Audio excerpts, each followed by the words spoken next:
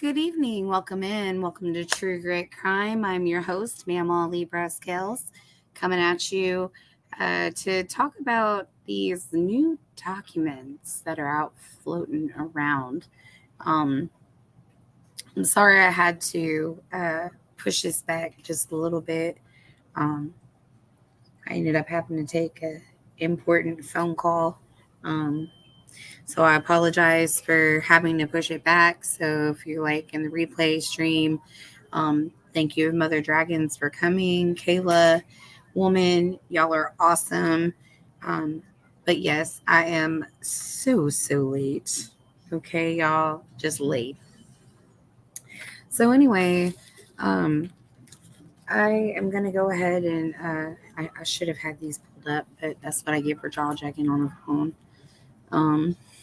And pull up these documents because, man, today was the last couple of days have been quite interesting for documents. Let's see.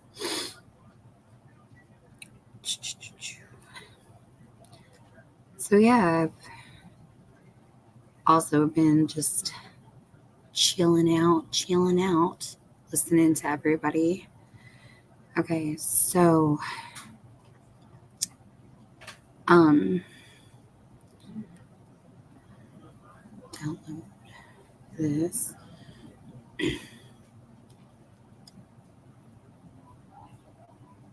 So, but yeah, I hope y'all are doing okay this evening.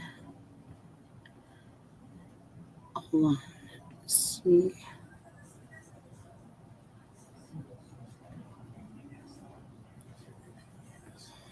Get these all situated. But yeah,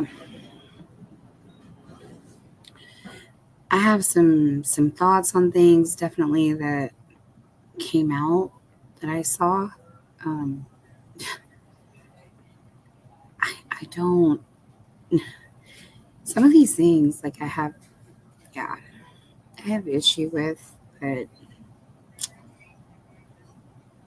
it is what it is.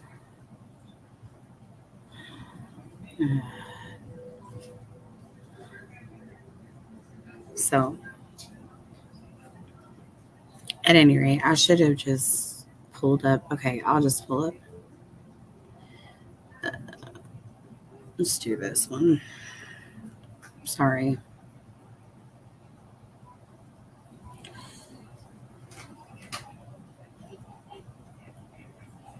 All right. Hi, woman. I'm good. I was running late, like trying to get dinner stuff situated and then talking on the phone and being, getting that all out of the way. I like it when I get to yakking sometimes on the phone with my friends because they are so awesome. I love it when everybody can like talk about things and bounce ideas off of each other. I think it's freaking awesome. Okay, so I'm going to present this screen.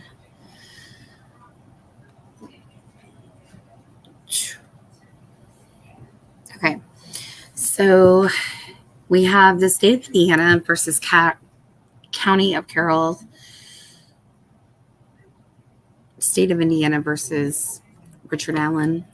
This is a memorandum of law in support of admission of evidence of alternative theories and of the crime and third-party perpetrators. So, all right. So comes now Richard Allen by counsel and provides this memorandum of law in support of admission of evidence of alternative theories of the crime and third-party perpetrators. Introduction. Mr. Allen has a constitutional right under the 6th and 14th Amendments of the United States Constitution and Article 1, Section 13 of the Indiana Constitution to present evidence attacking the credibility of the prosecution's case, undermining the believability of the prosecution's witnesses, identifying third-party suspects, and establishing Mr. Allen's theory of the case.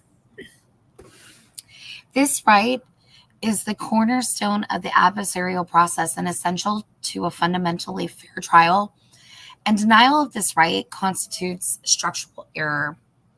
Whether rooted directly in a due process clause of the 14th Amendment or in a compulsory process of confrontation clauses of the Sixth Amendment, the Constitution guarantees criminal defendants a meaningful opportunity to present a complete defense.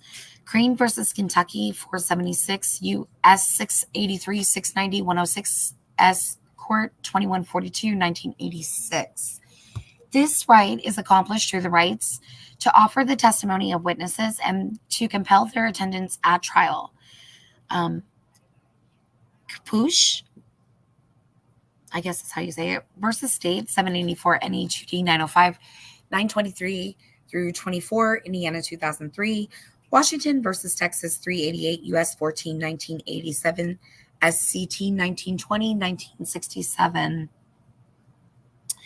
It is necessary for both the accused and the prosecution to present their version of the facts to a jury so it may decide where the truth lies. Bizard versus State 26 NE 3D 1060 1066 Court of Indiana Appeals 2015, citing Barber versus State 911 NE 2D 641 646 Indiana Court of Appeals 2009, Roach versus State 934 NE 2D 934 939 Indiana 1998. Just as an accused has a right to confront the prosecution's witnesses for the purpose of challenging their testimony, he has a right to present his own witnesses to establish a defense. The right is a fundamental element of due process of law. Washington versus State 388 U.S. at 19. Hi, Ali Tara. Welcome in. Aaron, good to see you. I'll see you when you get back, my dear. Thank you. So when the prosecution seeks to prevent an accused the opportunity to present other versions or possibilities regarding the alleged crime, either through cross-examination or his own witnesses and exhibits, they are urging the trial court to commit not only an evidentiary error, but a constitutional error from which prejudice is presumed. Hernandez versus State 761 NE2D 845 853 Indiana 2002, holding that burden switches to the state to rebut the presumption by showing that the error was harmless beyond a reasonable doubt. Similarly, exclusion of evidence tending to show that someone other than the accused committed the charged crime is inconsistent with substantial justice and therefore cannot be deemed harmless error. Allen versus State 813 NE2D 349 361 Indiana Court of Appeals 2004. Thus, the question becomes, what type of evidence is so critical and unique to Mr. Allen's defense that the U.S. and the Indiana constitutions above and beyond the Indiana rule of evidence require its admission? The Indiana courts have answered that question by reversing cases when the excluded evidence challenged the credibility of the state's investigation and witnesses, presented an alternative exculpatory explanation of the state's evidence, Moore versus State 440 NE2D 1090, Indiana Court of Appeals 1982, or showed that someone else could have committed the crime, Allen versus State 813 NE2D 349, Indiana Court of Appeals 2004.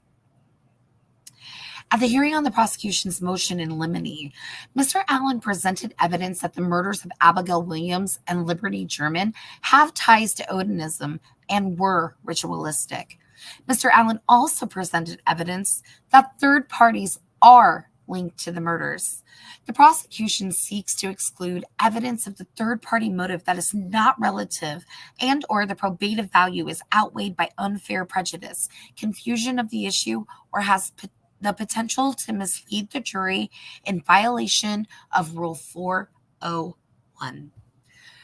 Motion in limine, April April 29, 2024, the prosecution further requests an order to exclude testimony or evidence concerning A, Odinism, B, cult or ritualistic killing, C, Brad Holder, D, Patrick Westfall, E, Johnny Messer, F, Elvis Fields, G, Ned Smith, H, Rod Abrams, I, Keegan Klein, J, Jerry Anthony Klein, K, Ron Logan. The prosecution's request seek to limit Mr. Allen's ability to present a defense and, if granted, violate Mr. Allen's rights pursuant to the 6th and 14th Amendments of the United States Constitution and Article 1, Section 12, and 13 of the Indiana Constitution to confront and cross-examine witnesses and to present his defense. Number 1, Mr. Allen is entitled to present evidence pursuant to the 6th and 14th Amendments to the United States Constitution and Article 1, Section 12 and 13 of the Indiana Constitution that the crime has elements of Odinism and ritualistic killings. The 6th and 14th Amendments of the United States Constitution and Article 1, Section 12 of the Indiana Constitution demand that the jury hear all versions and possibilities regarding the alleged crime. Moore v. State 440 NE2D at 1090 holding it was a constitutional violation to prohibit defendant from introducing suicide note near body and allowing state to introduce death certificate stating homicide. The state cannot take of the inculpatory conclusion but prohibit the defendant from placing the exculpatory conclusion from the jury. Turney v. State, 759 NE2D 671 677, Indiana Court of Appeals, 2001. Holding otherwise an inadmissible evidence that third-party previously molested victim was admissible as alternative explanation for the victim's injuries. In this case, the prosecution argues that Richard Allen, acting alone, killed Abigail Williams and Liberty German. However, the evidence from the location where the bodies were found strongly suggests that more than one person was responsible for these murders. Former Indiana State Police Detective Kevin Murphy testified that it was always the belief of law enforcement that there were between 2 to 6 people involved in the murders. If the prosecution's argument is that Richard Allen acted alone and there are alternative theories that the murders were committed by more than one person, then who are the additional people involved in killing Abigail Williams and Liberty German? The answer is that there are third-party suspects who have not been charged and who have no ties to Richard Allen. This leads to the conclusion that Richard Allen is innocent and that other individuals acting together killed Abigail Williams and Liberty German. Dr. Don Perlmutter, the director of Symbol Intelligence Group and adjunct professor of forensic medicine at the Philadelphia College of Osteopathic Medicine and who trains federal, state, and local law enforcement agencies, testified that the murders were committed by individuals with ties to racist Odinism, sometimes known as Asatru. R&M, hey, welcome in, sweetheart. Teresa, hi. Oh, you love my voice. Thank you so much. Odinism and Asatru are polytheistic ideas involving the worship of Northern pagan gods, including Odin and Thor.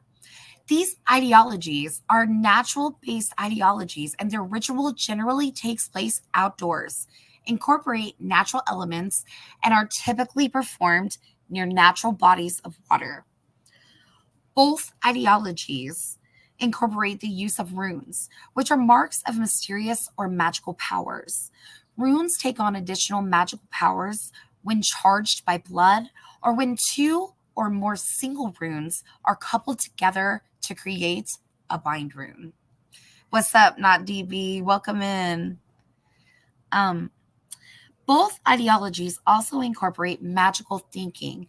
Dr. Perlmutter further testified, while Odinists have general shared symbols, such as Odin's hammer, as they splinter off and form different kindreds, they often develop their own symbols and rituals. Social media has been a large part of this development as it allows individuals access to a wide range of interpretations, symbols, and ideas relating to Asatru and Odinism. Dr. Perlmutter testified that the murders of Abigail Williams and Liberty German meet all of the elements of a ritualistic killing and was a textbook ritualistic killing. The elements of a ritualistic killing include number one, the location of the crime. Dr. Perlmutter testified that Odinism and Asatru are nature-based ideologies. These murders took place outdoors in a clearing in a wooded area near a body of water.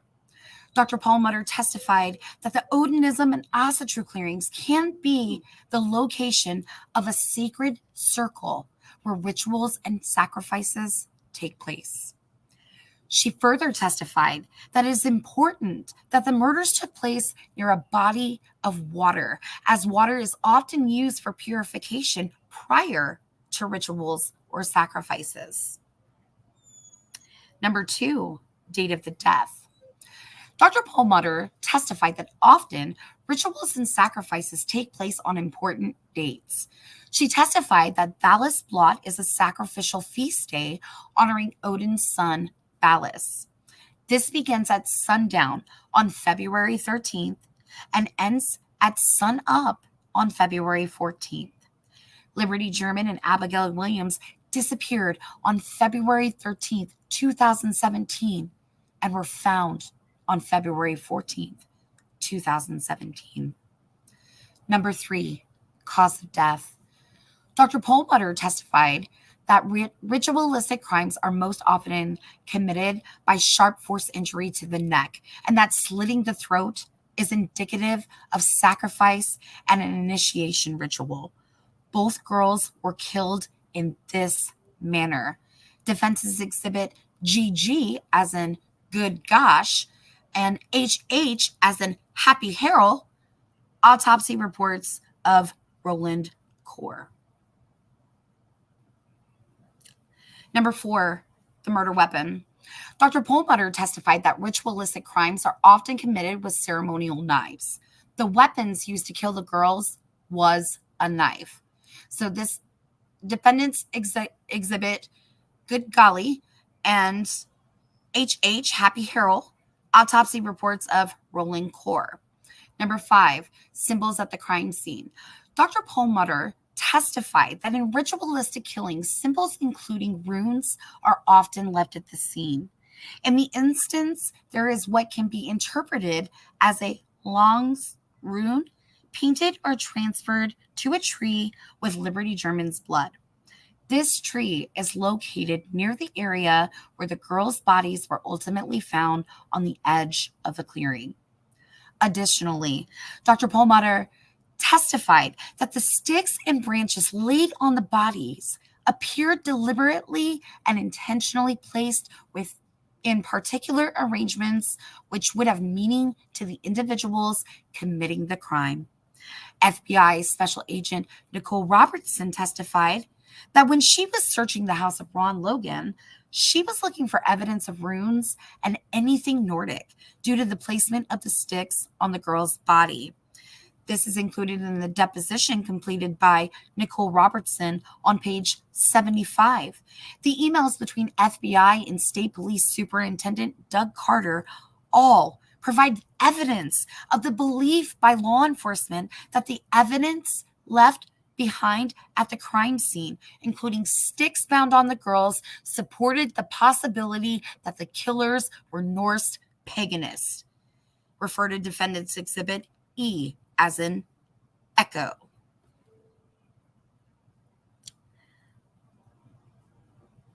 Number six, body disposition.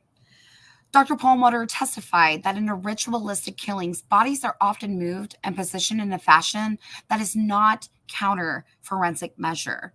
In other words, that the bodies are moved and positioned in a manner not consistent with someone who is trying to conceal the bodies. She further testified that bodies are often positioned to include arrangements of natural objects.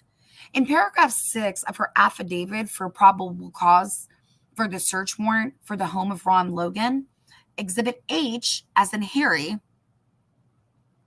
to Nicole Robertson's deposition, FBI Special Agent Nicole Robertson testified that it was her belief that Liberty German and Abigail Williams' bodies had been moved and staged. Major Cicero of the LaPorte County Sheriff's Department also testified at the hearing that Liberty German's body was dragged around the crime scene and that Abigail Williams was moved from side to side. Additionally, it is evident from the crime scene photos identified as Exhibit FF, as in Free Fork, that sticks and branches were deliberately and intentionally arranged on the bodies. Major Cicero testified that the sticks and branches maybe covered 3% of the girls' bodies. He further testified that there were many leaves and sticks in the areas which could have been used to conceal the bodies if that was the intent of the killer. Number 7, atypical blood pattern. Finally, Ms. Perlmutter testified that there is often atypical blood patterns identified in ritualistic killings. She identified the blood pattern on Liberty German's face as an atypical blood pattern. This abnormal blood pattern on Liberty German's face was also identified by Major Cicero. Mr. Allen has a constitutional right pursuant to the 6th and 14th Amendments of the United States Constitution and Article 1, Section 12 of the Indiana Constitution to present evidence describing the area where the bodies were found, in the manner in which they were found, and to provide an explanation for said descriptions. He further has the right to prevent evidence from flowing therefrom, that the individuals who killed Abigail Williams and Liberty German were followers of Asatru and Odinism, and that the murders were part of a ritualistic sacrifice.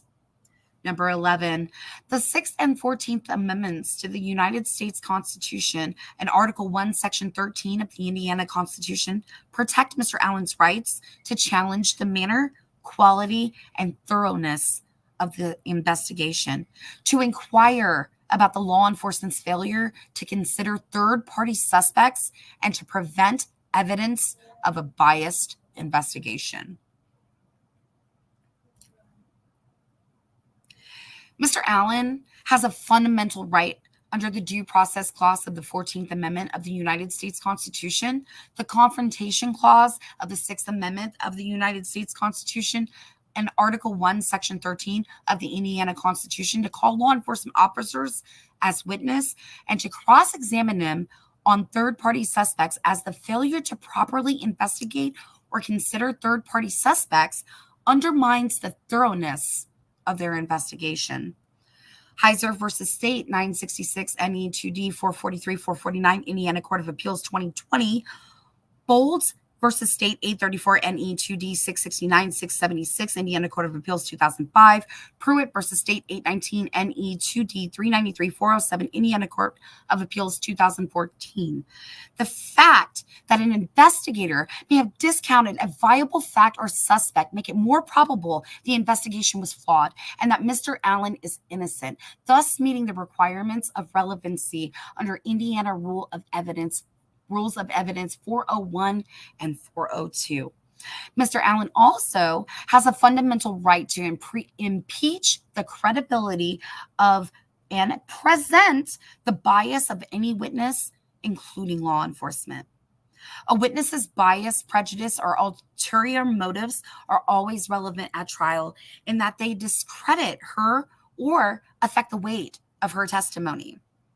Shanholt versus State 448 NE 2D 308 316 Indiana Court of Appeals 1983 LRE 616, it has been well established that the law enforcement, like all humans, can suffer from confirmation bias and tunnel vision. In other words, a detective or officer may search for and interpret evidence in a manner that confirms his or her existing beliefs. B. Cutler and Prof. Kenneth Finley, Conviction of the Innocent, Lessons from Psychological Research, ABA Press 2010. In this manner, Mr. Allen's evidence is that law enforcement failed to properly investigate third-party suspects and failed to consider alternative theories to their timeline.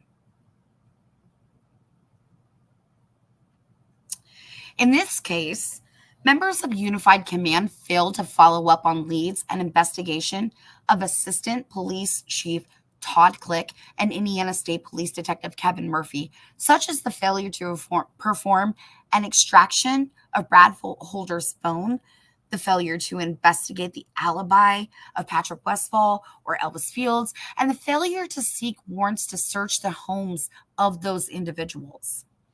Unified Command did not consider any fact that did not fall into their timeline that the girls were murdered between 2:14 p.m. and 3:30 p.m. on February 13th, 2017.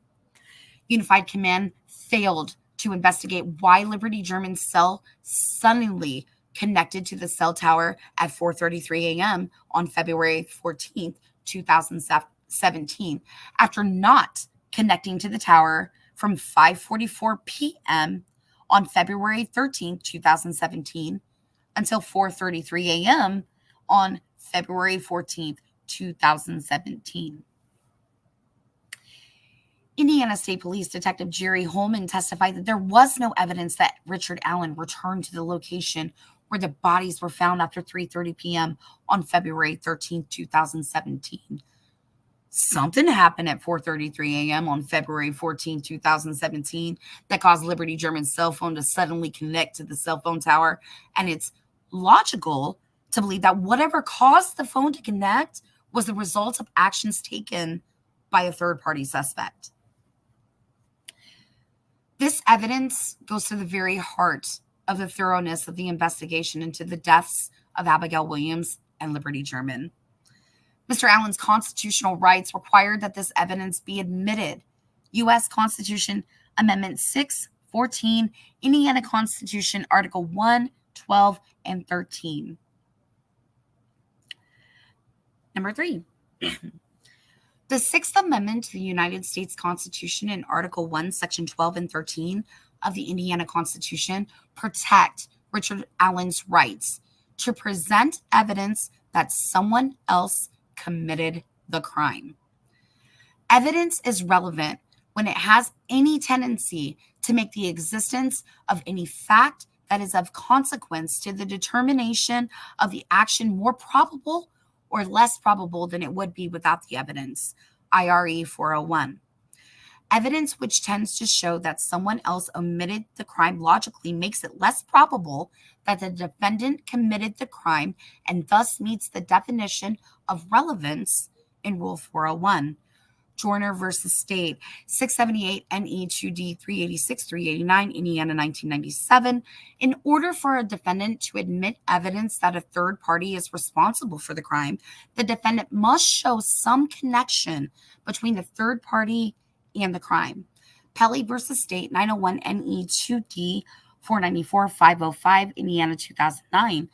When the state excludes competent, reliable evidence that is central to the defendant's case, his constitutional right to present evidence is abridged.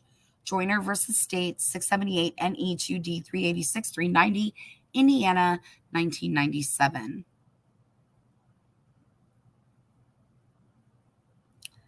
Okay. Whoops. A little too far there.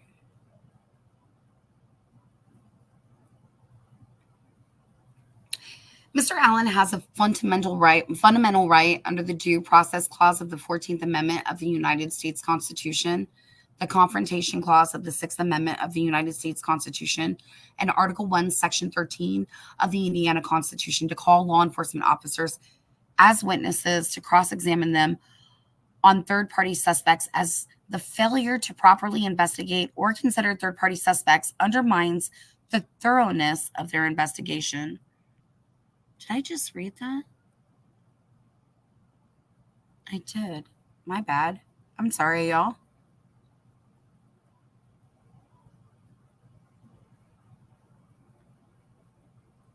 Oh, snap. I was up a little too far. Okay. Sorry about that, y'all.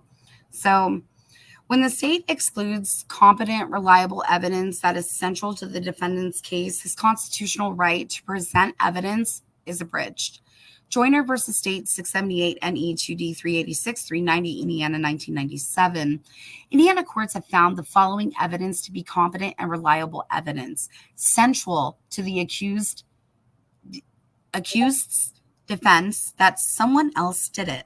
For instance, in Allen v. State 813 NE 2D 349 Indiana Court of Appeals 2004, the defense provided a reconstruction of the crime and testimony that another person made statements linking himself rather than the defendant to the murder, which should have been omitted.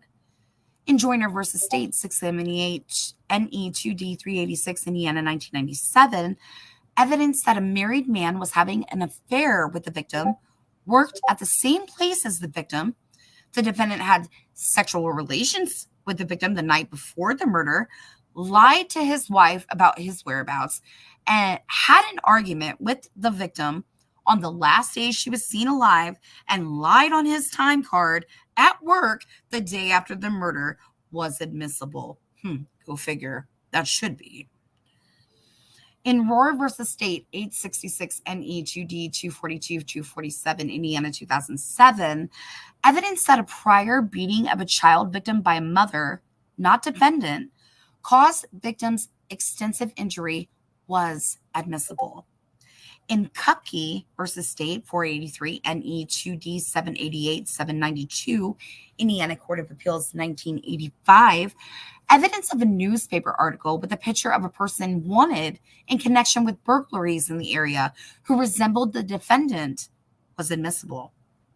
Understanding the evidence of third-party suspects is relevant. The question then turns to the standard that the court must utilize in determining whether the third-party evidence is admissible. As the Indiana Court of Appeals has stated, to be admissible in a criminal prosecution, evidence that a third party has committed the crime with which the defendant is charged need not show substantial proof of a probability that the third person has committed the act. It need only be capable of raising a reasonable doubt of the defendant's guilt. While a criminal defendant may present alternative perpetrator evidence at trial in order to cast doubt on the defendant's guilt, the defendant must first lay an evidentiary foundation to establish the alternative perpetrator's evidence has an inherent tendency to connect the alternative perpetrator to the actual commission of the charged crime.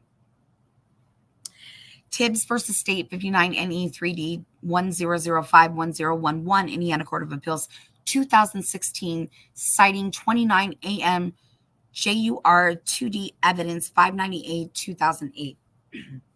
Here, Mr. Allen's evidence of third-party suspects falls well within this category of competent, reliable evidence central to his defense that he is innocent and that other people committed the murders. Mr. Allen's evidence has an inherent tendency to connect the third-party suspects to the commission of the crime. Brad Holder. Brad Holder is the father of Logan Holder, who was Abigail Williams' boyfriend at the time of the murders. Law enforcement identified Brad Holder as a suspect by February 17, 2017, 3 days after the girls' bodies were discovered. Defense Exhibit E, as in Ever, Mott, to dismiss Harg, July 30th, 2024. Law enforcement received several tips that Brad Holder was the man in the video found on Liberty German's cell phone, purportedly taken at the south end of the Monon High Bridge at 2:13 p.m. on February 13th, 2017, and that he was involved in the murders. The memorandum in support of the accused motion for Frank's hearing, pages 81 through 89. In his first interview with law enforcement on February 17, 2017, Brad Holder told officers that he never met Abigail Williams. In his second interview with law enforcement on August 30th, 2023, Brad Holder claimed to be having difficulty remembering which girl that Logan dated, despite the fact that the girl Logan dated had been involved in a high-profile murder case. In this second interview, Holder now remembered that he had supervised one date between Logan Holder and Abigail Williams. Brad Holder then told a third different story as to how many times he had met Abigail Williams when he was deposed on May 2nd, 2024. The deposition of Brad Holder, page 19. In his deposition, Brad Holder claimed that he met Abigail Williams twice, including once at the third-party suspect's Patrick Westfall's house. It is also important to note that Patrick Westfall never admitted to police that Abigail Williams had ever been to his house. The memorandum in support of the accused motion for Frank's hearing, pages 99 through 101, and EX 39, Richard Allen has the right to have the jury consider the following about Brad Holder's second statement on August 30th, 2023, and whether his second statement and his deposition 9 months later, both proving different accounts of Holder's interactions with Abigail Williams, tend to show that he is a third-party suspect. I don't understand it either, Miss Teresa. I just don't. Number one, Brad Holder lied in his first interview on February 17, 2017, to inculcate himself against being a suspect by denying having ever met Abigail Williams. This is inconsistent with his statement in August of 2023 when he stated that he had met Abigail Williams with his deposition testimony that he met her twice. The validity or lack of validity of Brad Holder's initial claim that he had never met Abigail Williams in his February 17, 2017 interview, 3 days after she was found murdered. But then somehow he was able to remember 6 years later when interviewed on August 30th, 2023, that he had in fact met Abigail Williams one time. The likelihood that in 2023, Brad Holder would not know which of the murdered girls his son dated following the media coverage of this high-profile case, or whether his claims to not remember which girl dated his son was simply another attempt at Brad Holder to feign ignorance of knowledge of Abigail Williams to throw law enforcement off his scent as a suspect. The likelihood that Holder's ever-changing story of meeting Abigail Williams, including his last story that he met her twice, once at Patrick Westfall's house, is indicative of a man who can't keep his story straight and only changes his story because he is unaware of law enforcement's evidence of those meetings, causing Holder to step closer to the truth with every account that he tells. Why would Patrick Westfall choose not to tell law enforcement that Abigail Williams had been to his house, as Brad Holder claimed in his deposition? And does such an admission show that Westfall was concerned about being connected to Abigail Williams? Woman, I don't know if he went to her funeral. You're talking about Brad Holder. I think Brad went to the funeral with Logan, yes. I don't know if Patrick went, but I do know that Brad Holder at one point said that they went to the funeral. In the course of the investigation, law enforcement found that Brad Holder posted many pictures of runes on Facebook and discussed their symbolism and magical powers. His Facebook posts indicate that he believes in magical power of runes. The defendants exhibit 11 KKN, as in kick kite, and LL as in lucky lady, even more revealing are Brad Holder's own words in which he admits that runes hold magical properties. In deposition of Brad Holder, pages 118 to 119, Brad Holder liked a post describing an outdoor sacrifice with a rune painted in human blood on a tree. The defendants exhibit RR as in Ready Raleigh. Ready Raleigh. Do that. Brad Holder also posted a picture on Facebook depicting a scene eerily similar to that of the bodies when they were found. The defendants exhibit SS, Sassy Snake. He intentionally inscribed a temporary tattoo on his hand in a pattern similar to the sticks and branches placed on Abigail Williams. And the defendants exhibit JJ as in Jackie John. Even retired Indiana State Police Detective Kevin Murphy admitted that the sticks placed on Abigail Williams' body matched temporary tattoos that Brad Holder inked on his hand just a few weeks after the girls were murdered.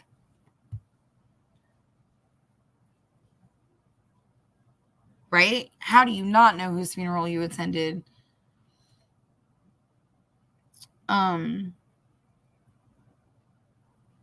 Furthermore, Holder painted and then posted a picture of Odin's sacrifice in which the Norse pagan god Odin is hanging upside down and one leg is bent in such a manner that his foot is resting against his calf. The position of Odin's leg in Brad Holder's painting is almost exactly the position in which the killer placed Abigail Williams' legs. Refer to defense exhibits NN, as in Nancy Never. Brad Holder believes in the power of magic and blood as it relates to magic. This is evidenced by his Facebook post, as well as Amber Holder's testimony that Brad Holder intentionally cut his hand and allowed the blood to drip on his Odin's altar. Amber Holder testified that Brad Holder took her hand and cut her hand to drip the blood onto the altar. Now, Major Pat Cicero testified that the markings found on the tree, referring to Defense's Exhibit OO as in only otter, near the bodies, was transferred to the tree with Liberty German's blood. Dr. Perlmutter and Major Cicero testified that the markings on the tree appeared to be an upside-down L. Dr. Perlmutter testified that this resembles the rune Laguz. Dr. Perlmutter testified that the runes charged by blood carry additional importance of magical powers, and that blood is the highest offering to the gods. The Norse pagan ritual, videotaped by Brad Holder in Fort Wayne, clearly shows Patrick Westfall using his hand to mark the tree in some fashion, similar to the Facebook post referenced earlier, which was marked with human blood and which Brad Holder liked. Brad Holder testified one of the times he met Abigail Williams took place at the home of the third-party suspect, Patrick Westfall. In deposition of Brad Holder, page 20, Amber Holder, Brad Holder's ex-wife, testified that Brad Holder told her that Patrick Westfall and his crew murdered Abigail Williams and Liberty German. Richard Allen has a 6th and 14th Amendment right to present the jury these facts and to argue that Brad Holder was pointing the finger at Patrick Westfall to either A, insulate himself, Holder, as a suspect by implicating Patrick Westfall, or B, that Patrick Westfall, who had no real alibi, actually killed those girls and Brad Holder knew it and wanted someone to know in the event that he, Holder, was ever accused of the murders. Or C, that Patrick Westfall, acting in concert with Brad Holder, had the girls abducted while Holder was at work, awaiting Holder's arrival in Delphi later, which time they killed the girls. These facts and arguments, along with the knowledge that both Holder and Westfall were Norse paganists and believe of the law enforcement and expert witnesses that the crime scene was filled with Norse pagan elements, all tend to show Brad Holder and Patrick Westfall killed Abigail Williams and Liberty German, and therefore this evidence should be presented to the jury. Consistent with the low bar required to honor a defendant's constitutional right to present third-party suspect evidence, Amber Holder's August 1st, 2024 testimony exhibits an inference that Brad Holder and Patrick Westfall were involved in the murders. Amber Holder testified that she is Brad Holder's ex-wife and that Brad Holder confided in her that he and Patrick Westfall had a falling out over something that happened in the woods near a river involving blood. Furthermore, Amber Holder testified that Brad Holder confided to her that Patrick Westfall and his crew killed the girls because of Westfall's belief that Abigail's mom was a race traitor. Dr. Perlmutter also testified that individuals adhering to the white nationalist version of Odinism would kill others of the belief that someone was a race traitor. Furthermore, Amber testified that Brad Holder told her that Westfall wanted to move on from animal sacrifice to human sacrifice, and that this was the real source of the falling out between Holder and Westfall. In this deposition, Holder denied ever making any of these statements to Amber Holder. In the deposition of Brad Holder, pages 73 through 78, Brad Holder's denial of uttering those statements to Amber makes Holder's statement subject to impeachment at trial.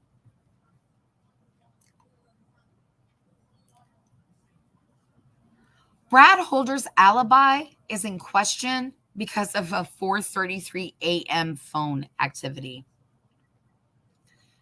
Detective Jerry Holman testified that Brad Holder had an alibi as he left work at 2:45 p.m. on February 13th, 2017, and was 40 minutes away from the Monon High Bridge. First Sergeant Chris Cecil of the Indiana State Police testified that the phone ultimately found under Abigail Williams' body did not receive any text messages from 4:06 p.m. on February 13th, 2017 until 4:33 a.m. on February 14th, 2017. This suggests that Liberty German's cell phone was not connected to a cell tower at that time. Law enforcement's claim that the phone had remained under Liberty German's body from around 3:30 p.m. on February 13th, 2017 until it was found around noon on February 14th, 2017. However, cutting against that theory is the fact that a police report references Sergeant Michael Blocher's belief that the phone, as of around 10 p.m. on February 13, 2017, was either no longer in working condition or that it was out of the area. We know that from Chris Cecil that the phone was working in working order because it connected to a cell tower at 4:33 a.m. on February 14, 2017. Therefore, the police report supports that the phone was out of the area for a period of time. A race traitor is a person who supports attitudes or positions that are against the interests or well-being of their own race, according to www.yourdictionary.com.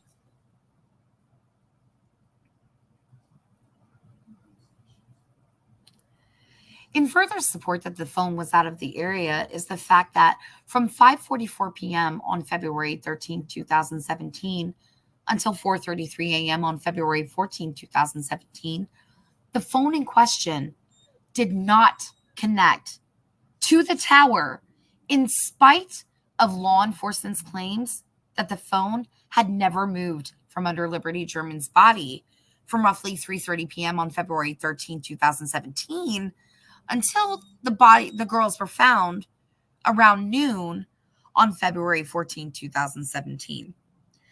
Liberty German's phone received no SMS messages from 4:06 p.m.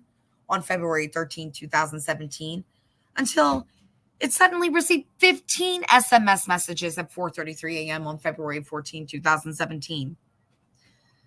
It defies all logic that 15 individuals suddenly sent SMS messages to Liberty German's phone at 4:33 a.m. on February 14, 2017, when she had been missing for over 14 hours. So when Liberty German's phone once again connected with the tower, as Chris Cecil finally admitted during his testimony, all of those messages awaiting Liberty German's cell phone to connect to a tower finally matriculated on Libby's phone at 4:33 a.m.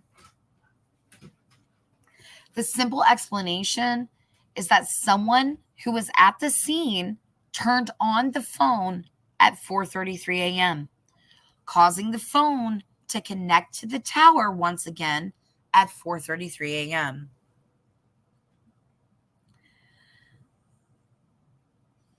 Jerry Holman testified that in law enforcement's theory of events, Richard Allen never returned to the crime after he left around 3:30 p.m. on February 13, 2017.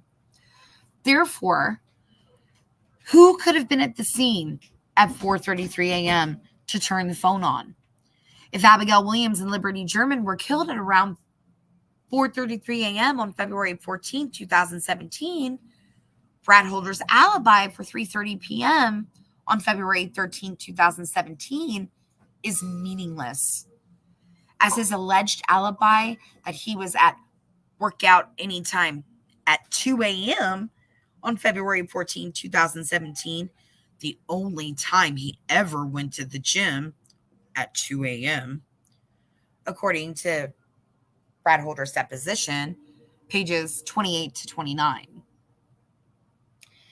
These phone issues are a major problem for the prosecution's contention that Richard Allen acted alone and left the area where the bodies were found by 3:30 p.m. on February 13, 2017, and certainly provide the minimum nexus, along with other evidence detailed herein required to clear the hurdle that allows third-party suspects evidence at trial. Brad Holder is connected with other suspects in this case. One of those suspects is Patrick Westfall.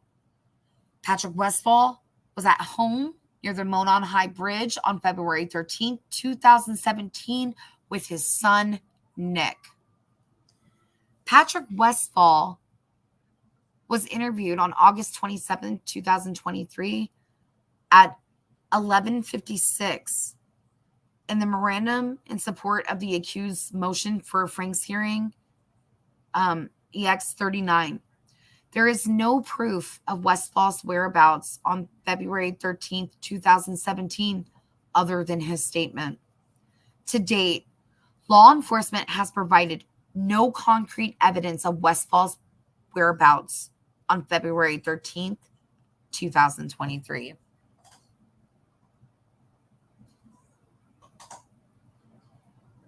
It's a little disturbing, isn't it, though?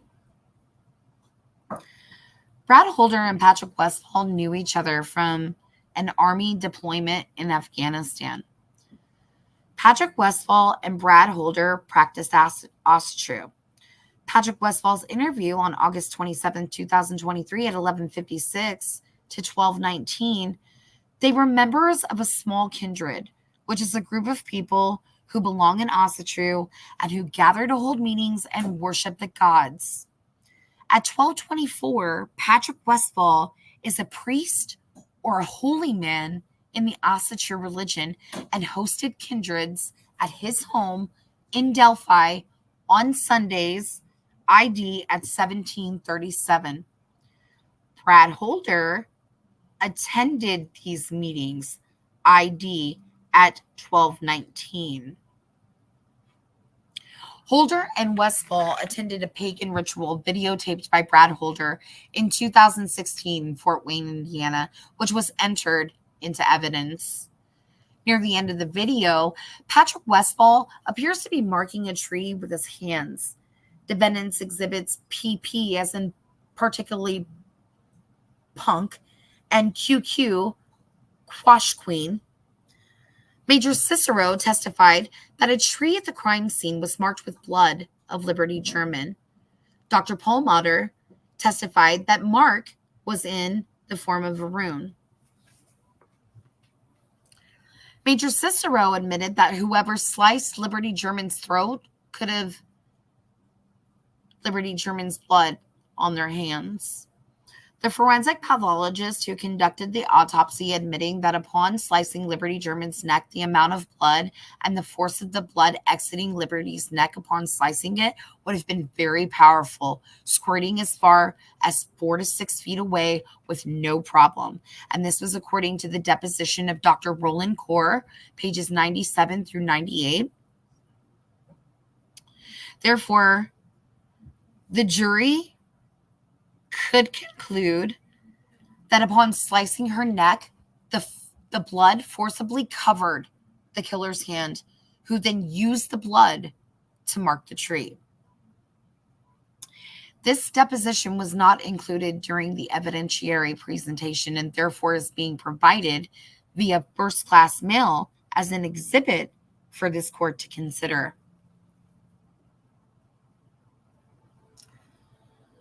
Patrick Westfall told police that he had sacrificed a chicken by cutting off its head. Patrick Westfall's interview on August 17, 2023 at 57:49, 58:27. 58 minutes and 49 seconds to 58 minutes and 27 seconds. Dr. Perlmutter testified that sacrifices are almost always carried out by slitting the throat of the animal or person being sacrificed, and that furthermore, that practitioners of these religions often begin with animal sacrifices. As mentioned earlier, Amber Holder testified that Brad Holder stated that Patrick Westfall wanted to elevate from animal sacrifice to human sacrifice.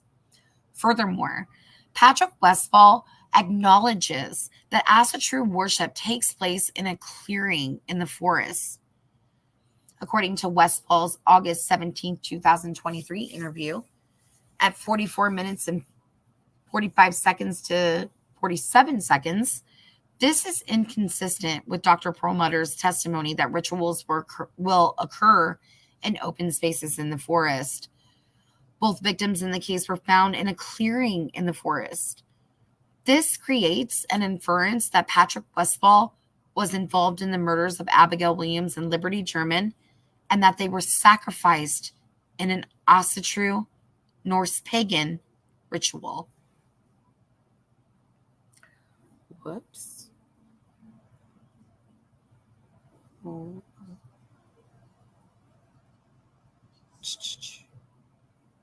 Okay. Elvis Fields. Elvis Fields, a Rushville, Indiana resident, is a suspect in the case who was investigated by law enforcement. There is no doubt that Elvis Fields knew of the existence of Brad Holder. He admitted as much in his deposition. According to the deposition of Elvis Fields, page 19 through 25, additionally, Detective Kevin Murphy testified that Brad Holder can be linked to Elvis Fields through Facebook posts, and that Elvis Fields' Facebook posts mimicked those of Brad Holder, referred to defense's exhibits KK, Kike,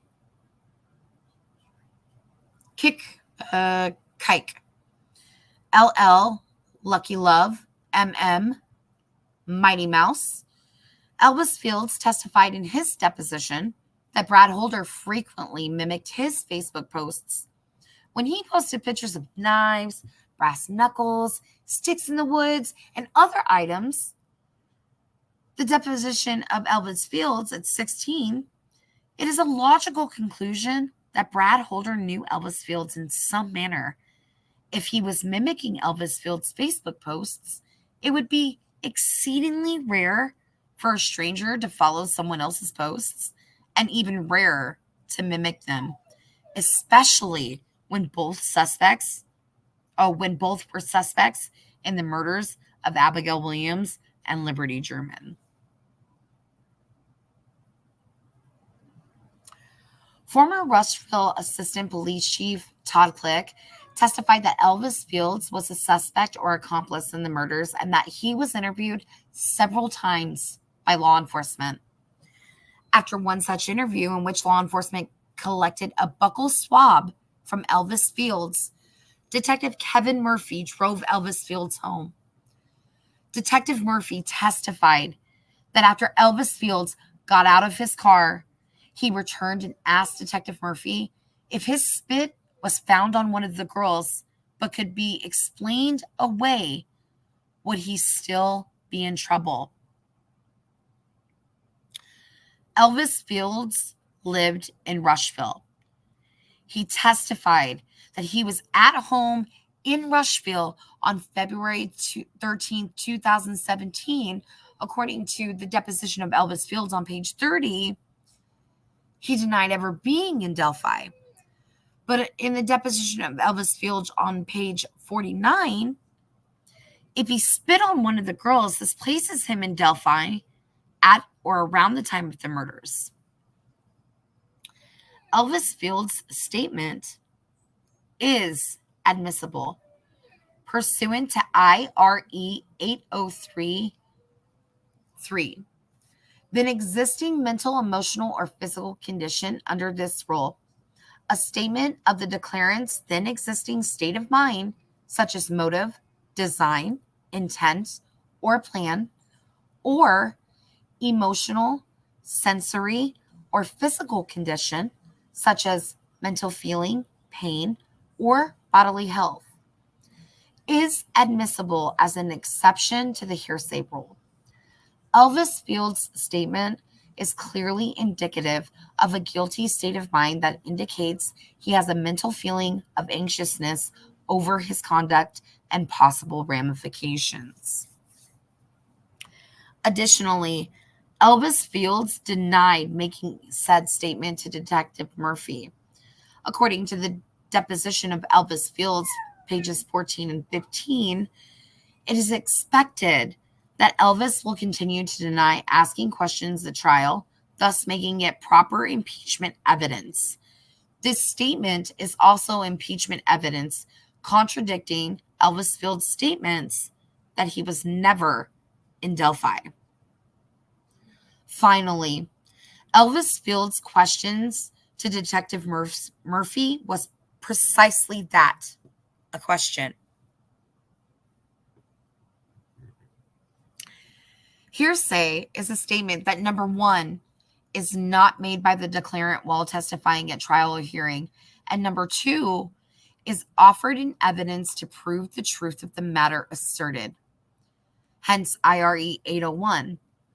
A statement is a person's oral assertion, written assertion, or non-verbal conduct if the person intended it as an assertion. IRE 801A. The hearsay rule does not bar commands, requests, or questions. Pierce versus State 705 NE 2D 173 176, Indiana Court of Appeals 1998. Citing Bustamante versus State 557 NE 2D 1313 1316, Indiana 1990. Rod Abrams is the friend of Elvis Fields. In his statement to police, Rod Abrams stated that at the time of the murders, Ned Smith drove a white pickup truck, according to the deposition of Rod Abrams on page 19, and that also sometimes Elvis Fields drove a white pickup truck. Deposition. Tina Garrison saw a white truck parked at the old CPS building near the Monon High Trail at approximately 4:20 p.m. on the day of the murders. This Tina Garrison report was tendered near the end of the day as an exhibit on August 1st, 2024. Dang, that is something that I think all of us missed, honestly. So, given that both Elvis Fields and his friend Ned Smith drove white pickup trucks, this potentially places them in Delphi near the scene of the murders on February 13th, 2017. Detective Kevin Murphy also testified that an analysis of Elvis Fields' cell phone records established that Elvis Fields used his phone often throughout a typical day. Strikingly, Detective Murphy testified that on February 13th, 2017, Elvis did not use his phone between roughly 10:30 a.m. and 7:30 p.m.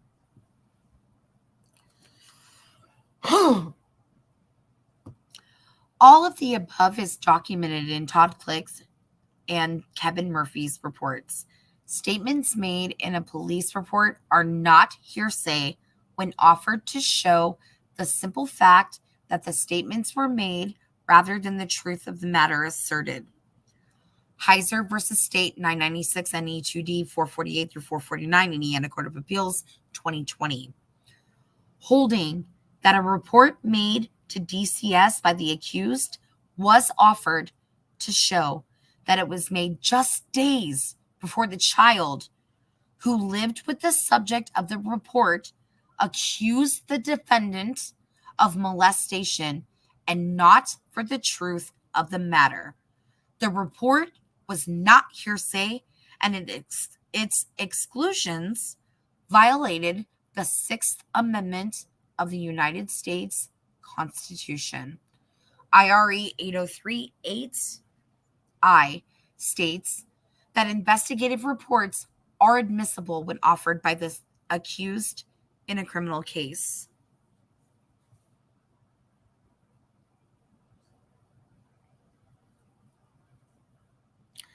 Finally, the fact that Elvis's friends, Rod Abrams and Ned Smith, could not keep their story straight concerning their whereabouts with Elvis Fields on February 13th, 2017 is also important. According to Todd Click and Detective Murphy, Abrams told different stories as to his whereabouts with Elvis on February 13th, 2017. In one story, Abrams claims he, Elvis Fields, and Ned Smith were all in a Muncie hospital visiting a friend on February 13th, 2017.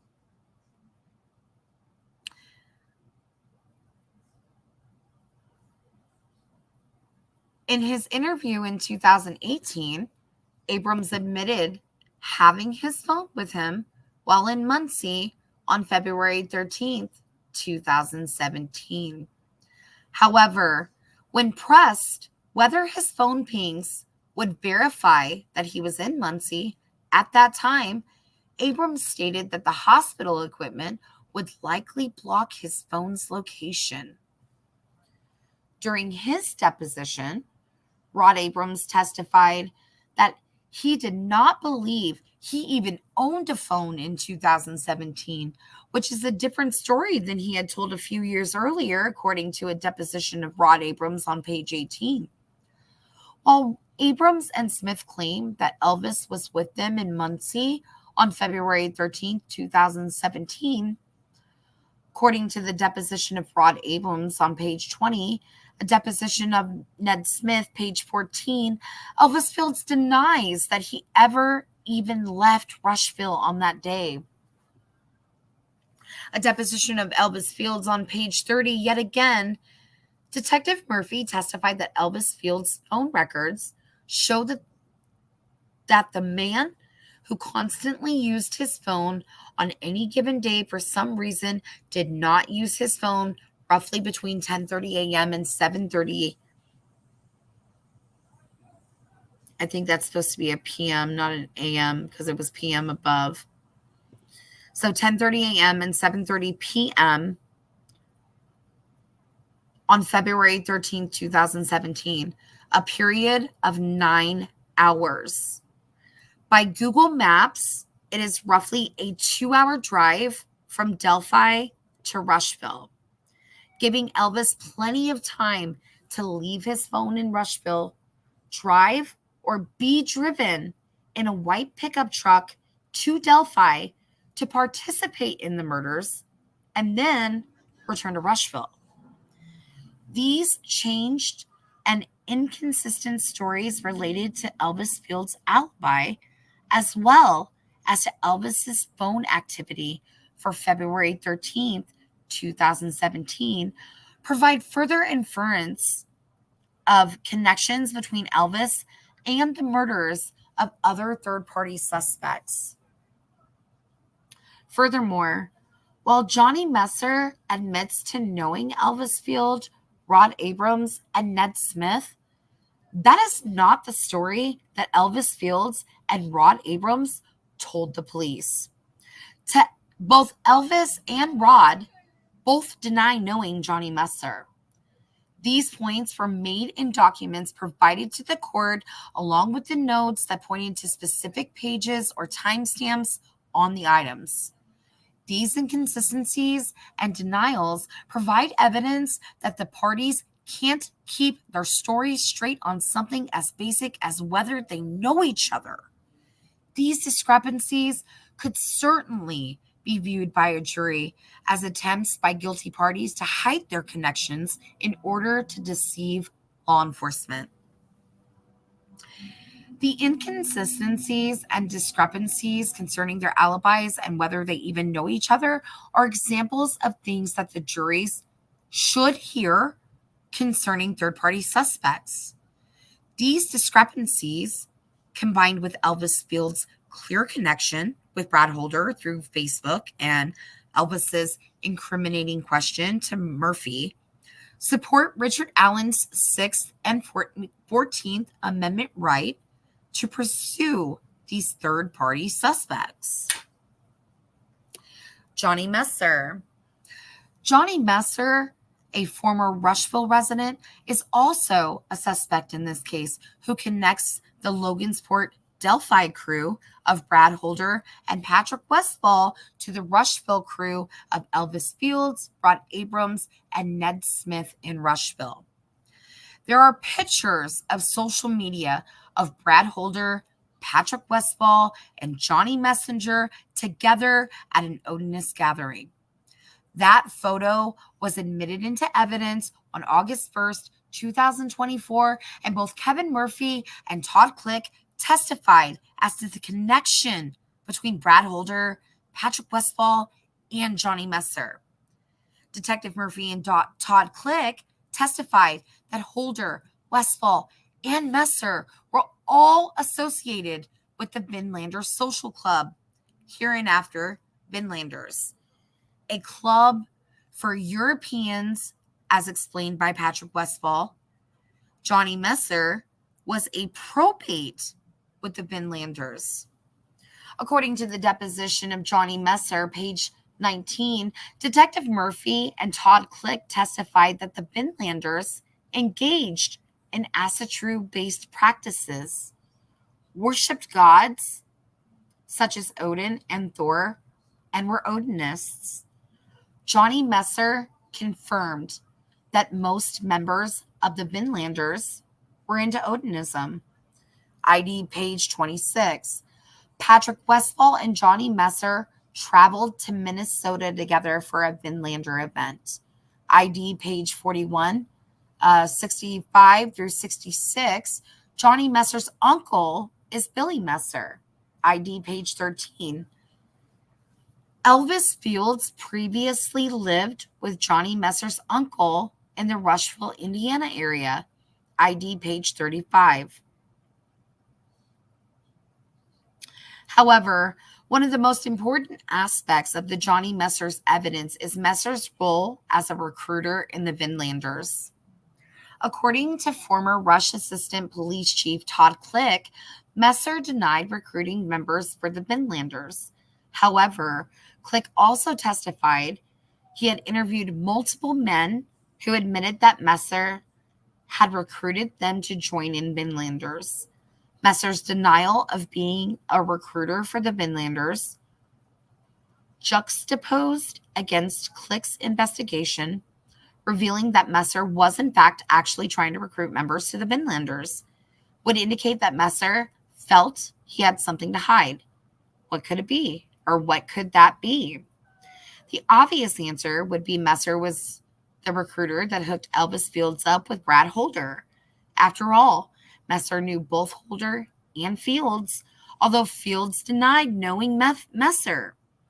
The fact that Messer's former girlfriend, Taylor Hornaday, told Kevin Murphy that around Valentine's Day in 2017 that Messer was up there visiting his Vinlander friends, Westfall and Holder, and that a red substance she believed was blood was found on the car he drove up there,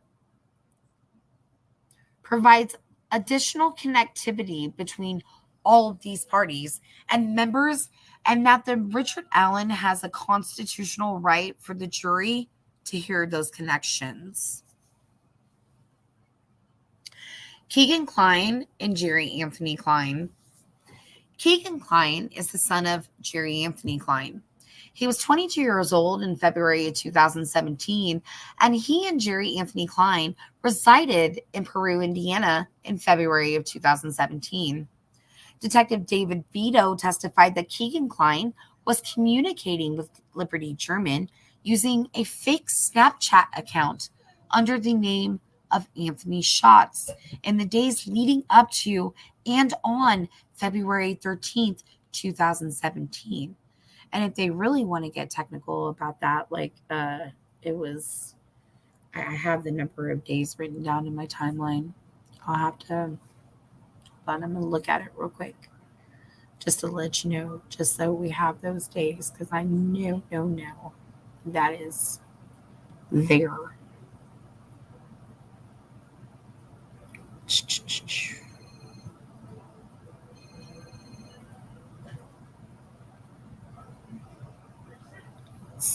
Yeah. Because it was a couple months before that he was talking to her. Like, he was grooming her. Like, for a hot minute, he was fibbing. In fact, we know that there's rumor that boy was talking to all the girls. All the girls had something going on around that one.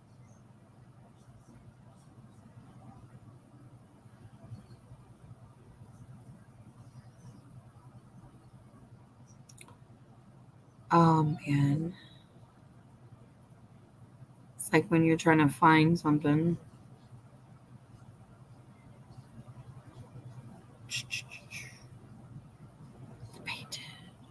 Yes, I got it. So I just got to scroll all the way up, though.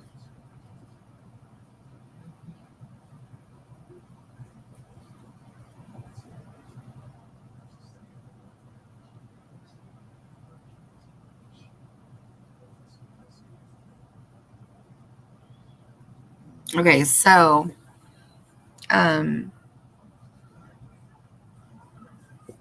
if you look at the information about Libby's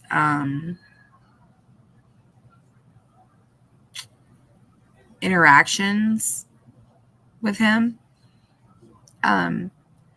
she began talking with him. I'm sorry. He registered his Anthony Schatz account. So the Anthony Schatz account was registered on July 14th, 2016. was when the first initial Anthony Shots account was registered. And then he made an Instagram account on July 20th, 2016. And so on December 26th, 2016, Liberty had uploaded a photo of herself to Instagram, and that was the first time that Anthony Shots hit a like on her photo, right? So Liberty is said to have attended a sleepover that took place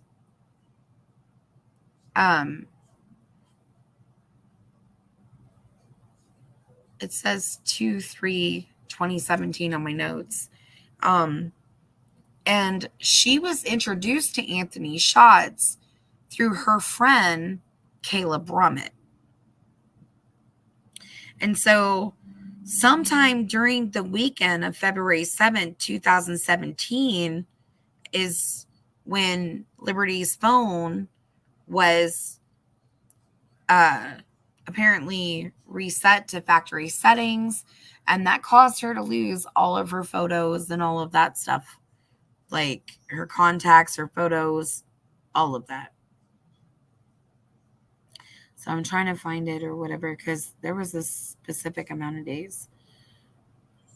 So, okay, so he meets her in February, like officially, you know, her posting a picture of himself. So that's when their initial like stuff starts or whatever. Like of him liking her photo began in December. So it began the day after Christmas in December 2016. Okay. So I just wanted to get that out. So sorry, y'all. Because I guess I'm silly with that, but okay. So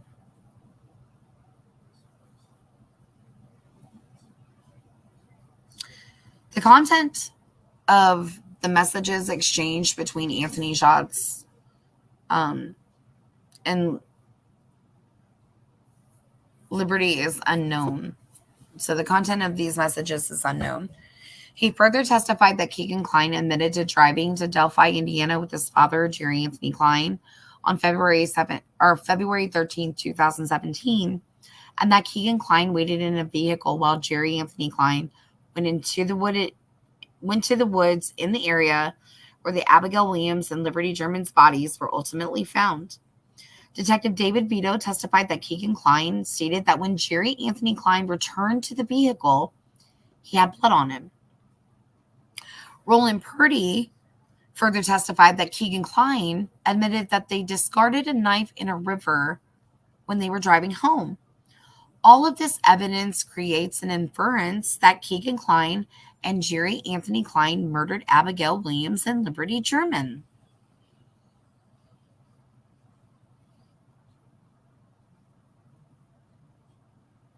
So now we have Ron Logan.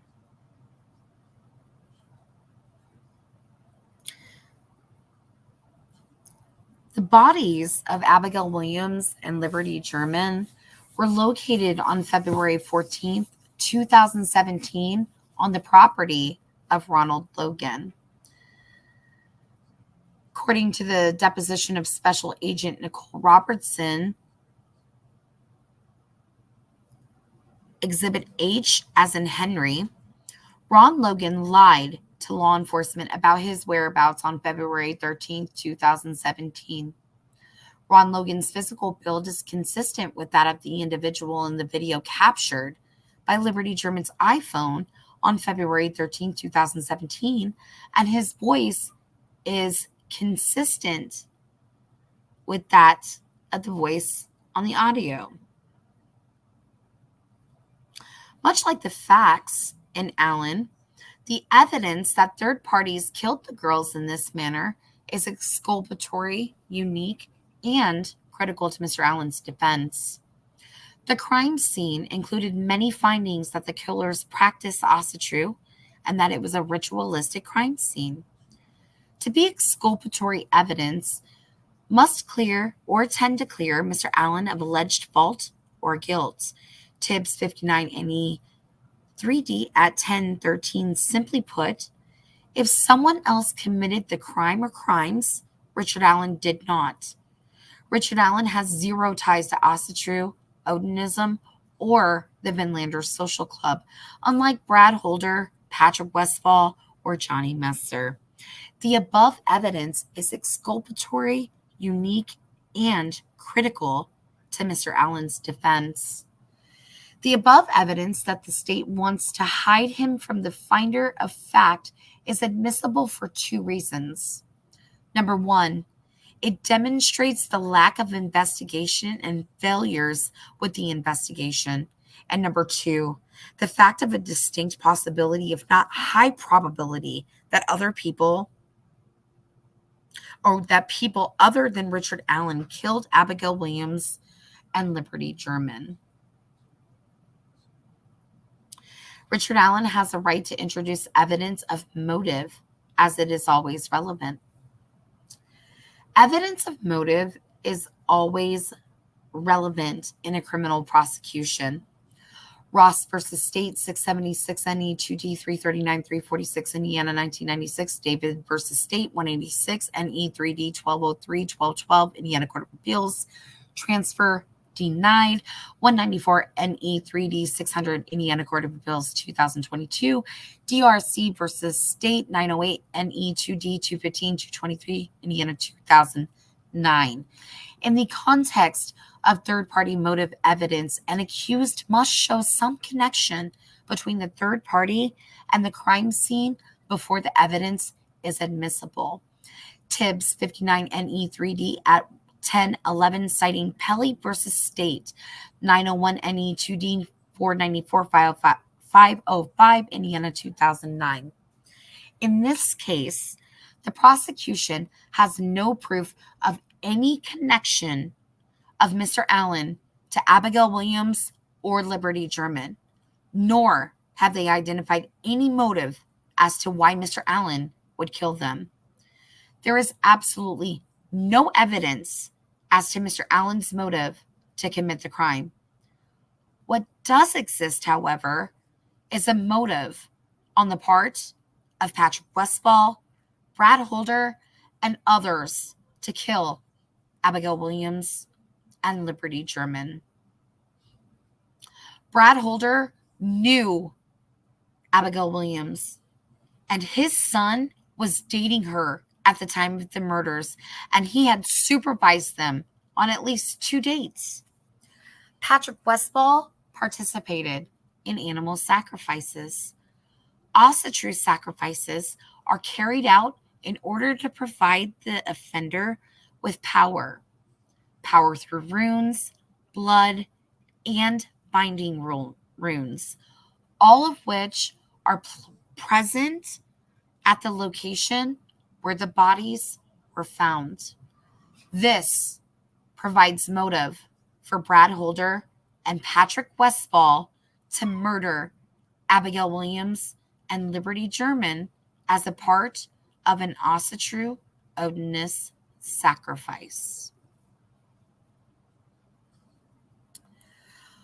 Wherefore, the reasons identified above Richard Allen by counsel respectfully request the court deny the prosecution's motion in limine as it relates to Odinism, cult, or ritualistic killing, Brad Holder, Patrick Westfall, Johnny Messer, Elvis Fields, Ned Smith, Rod Abrams, Keegan Klein, Anthony Klein, or Ron Logan, and for all other just and proper relief in the premises.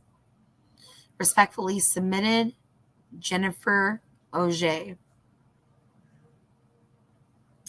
Well, that's the end of that document now, right? I know I still got some more to go, but I may read those tomorrow just instead. So yeah, like this is a lot. So then I'm going to pull up this other batch of bombs. I'm going to call them bombs that have been dropped. So these letters, man, I'm not going to put it on the screen right now because I'm just going to like read it so that I don't have to like share it. But this is a letter addressed to Francis Goal, and I know you guys have seen this other places, so it's probably not a big deal. But dear Honorable Judge Francis C. Goal, I am Jerry D. Holman, a first sergeant with the Indiana State Police. After graduating the Indiana State Police Academy, I was assigned to the Lafayette District in June of 2001. I have been with investigations for several years. I was assigned as a detective in 2006, and in 2015, I was promoted to Sergeant of Investigations. As the Investigations Squad Sergeant, I supervised detectives' day-to-day activities. In 2016, I was promoted to First Sergeant and assigned as the District Investigative Commander. As the District Investigative Commander, or DIC, I reviewed and managed all criminal investigations at the Lafayette District.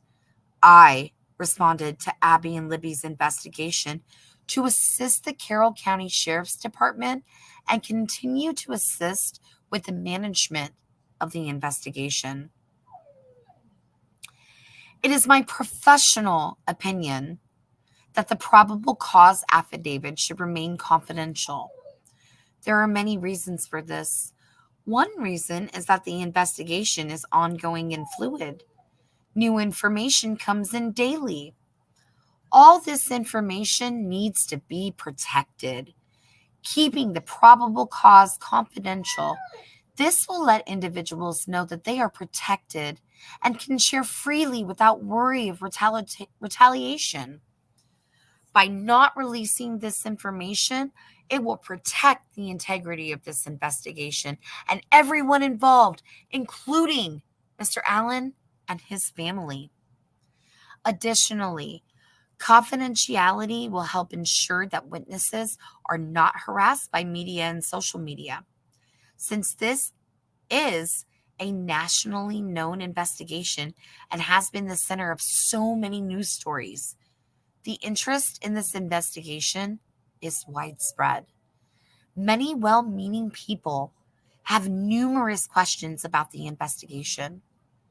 Due to the many questions those well-meaning people have had in the past, many false accusations and information has been put out in the public, which has caused issues for innocent people.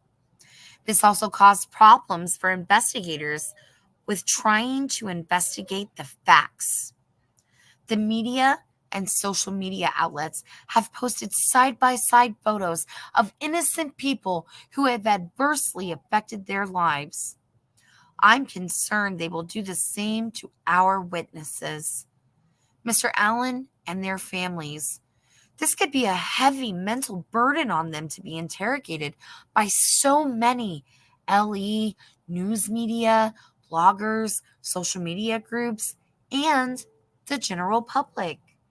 The physical safety of others is important to us all. We have a duty to protect everyone involved and the viability of the investigation. If we do not protect the witnesses, other potential witnesses may have problems deciding if they will choose to cooperate. This could harm the nature of the ongoing investigation.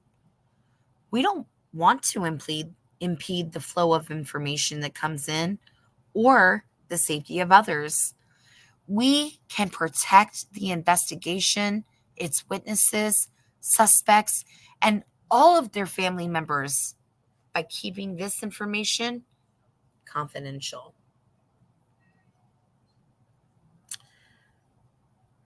No, no, Nope. And so, yeah, so we all kind of know like about like the state's motion and limine request or whatever. We obviously just read the response for that. We know that there was an order on Precipice for transcripts. This matter was granted in part. They're looking for testimonies of Dr. Monica Walla, John Galepu, Jerry Holman, Brian Harshman, from the motion to suppress hearing that was held on July 31st. The testimony of Jerry Holman, Trooper Roland Purdy, Cicero, Don Perlmutter, and Chris Cecil from the motion in limine hearing held on August 1st. So there's that going on. And I'm pretty sure, like, other than that, let's see. Other than that, I think that pretty much, like, keeps us, like, gets us caught up in, like, the different motions that have been filed recently. Oh, thank you, Ladybug. I appreciate it. So, yeah, so I just wanted to cover that, the document, talk about the other ones that have come out. Tomorrow, I was thinking about covering some things I have found about like practices in Asatru and the Norse paganism religious aspects. What I did find was I found this awesome document, several pages, but it goes over things such as like human sacrifice, ritualistic sacrifice. It goes over like the signs and symbolisms, the past history of like Asatru and Norse paganism.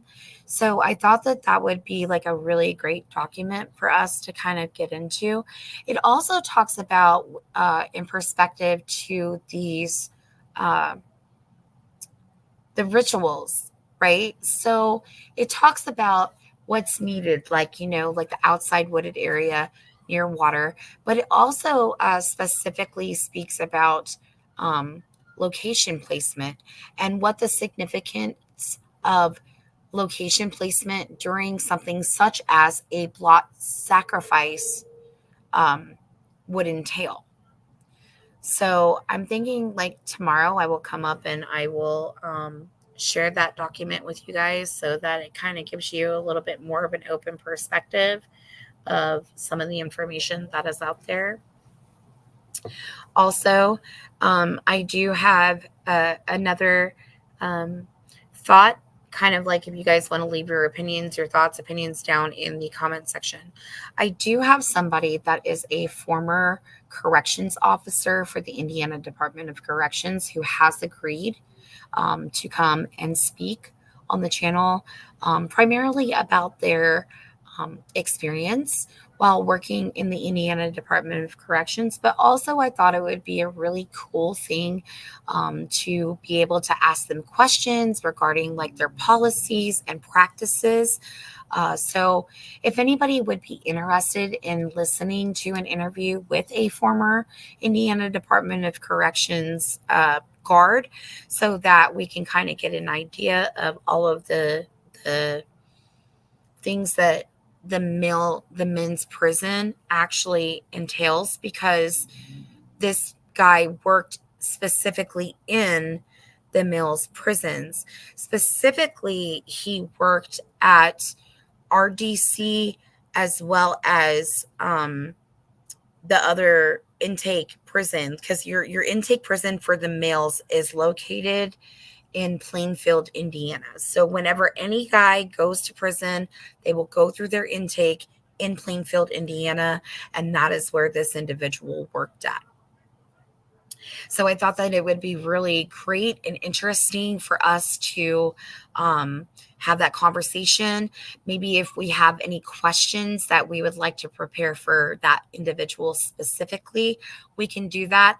And then I can set up a time to correlate with them to come and talk to us. So, with that, I thank you guys for listening tonight. If you're in the replay, thank you for listening. Please don't forget to hit that like, share, subscribe. And I will see you guys tomorrow to share the other set of research that I was able to find regarding like the practices and history concerning Asatru and the Norse paganism. So thank you guys. Have a wonderful evening. Sweet dreams.